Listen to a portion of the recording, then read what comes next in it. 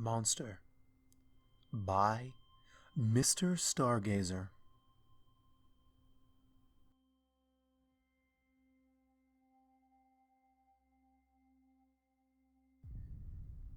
Blood boils in his veins. A dark will, newly formed, twists and turns in the void left by her. A love lost plagues the man standing on the empty plain. All around him, dark shadows play, glimpses of the mind that would make ponies shudder. The army of the sun and moon stand across the flattened fields as the man sits on his twisted throne, pulled out from the very rock. Russell, we beseech you, stop this. Come back to us.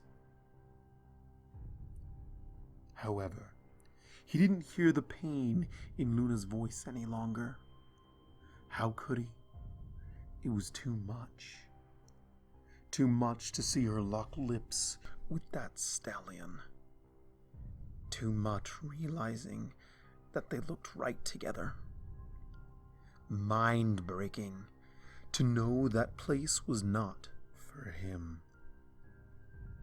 "Please, Luna, we will find out why," whispered Celestia, thinking he could not hear her. She was wrong. Since coming to Equestria, the man had been alone. It had hurt, but Luna's kindness had seen him through.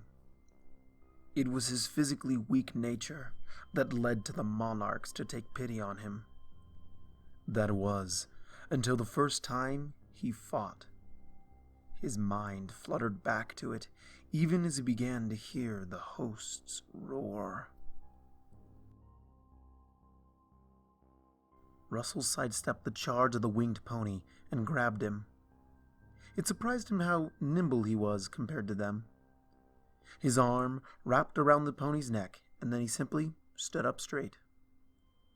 This cut off the pony's air, and since he could not hit the human with either his fore or rear legs, he promptly fell into unconsciousness. That had been a grave mistake of his, as the pitiable ape was now a fearful fighter in the eyes of the Pegasi, one whose natural skills made him far more suited for combat than any pony could ever hope to be. The winged ones went from chuckling about the gaudy ape to parting in fear. Russell shivered. He could not even remember why that stallion had wanted to fight.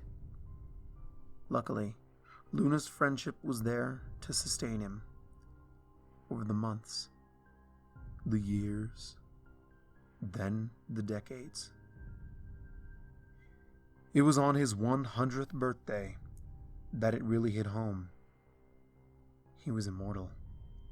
For whatever reason, his body would not age in this world. In fact, as he grew older and wiser, his mind opened to the magic around him. This came to a head on a particular day. Russell sat beneath the garden trees, listening to the wind and thinking how nice it would be to have some chocolate milk. "Why not make some?" came an errant thought. "Because that's impossible," his rational mind responded. The perspective laughed. "What are you saying? That it's impossible for matter to break apart?" "Of course not. That happens all the time." "Oh, well then you must mean it can't be put back together." Russell smiled at this train of thought.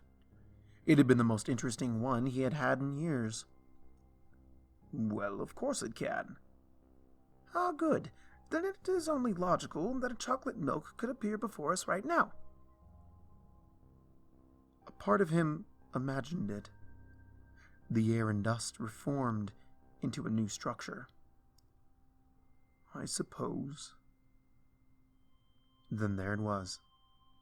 On the ground before him, before his very eyes, was a glass of brown liquid. completely in shock, his hand stretched out and picked it up. A few sniffs and a small taste later, he took a long drink. It was delicious. That had been the second nail in his coffin. For now the unicorns hated him. Even if he had proven himself physically superior, at least they had magic. Now he was doing things that the highest unicorns could not explain. They claimed that it was not like magic at all. Luna had been fascinated with it from the beginning. She endlessly made him make, change, and even destroy things. He tried to teach her, but to no avail. The pony mind just seemed too rigid to accept that everything was relative, that all was temporary. Luna saw the sadness in him, and his dreams. She could feel his loneliness like a tangible thing. The disdain of the other ponies toward him filled her heart with sadness. Russell forgot about his caution at her downcast face. With the snap of his fingers, the frown was replaced with laughter as the sky rained chocolate milk. After all, it was her favorite. Thus, the Earth Ones feared him. It was then that he realized he loved her. Then that Celestia began to hate and fear him. That fear would lead to greater restrictions. Greater restrictions led to longer times with Luna. His heart soared at their first kiss. It plummeted at the sight of the other. He never found out who the stallion was, yet with a snap of his fingers, the pony was turned to chocolate. It happened so quick.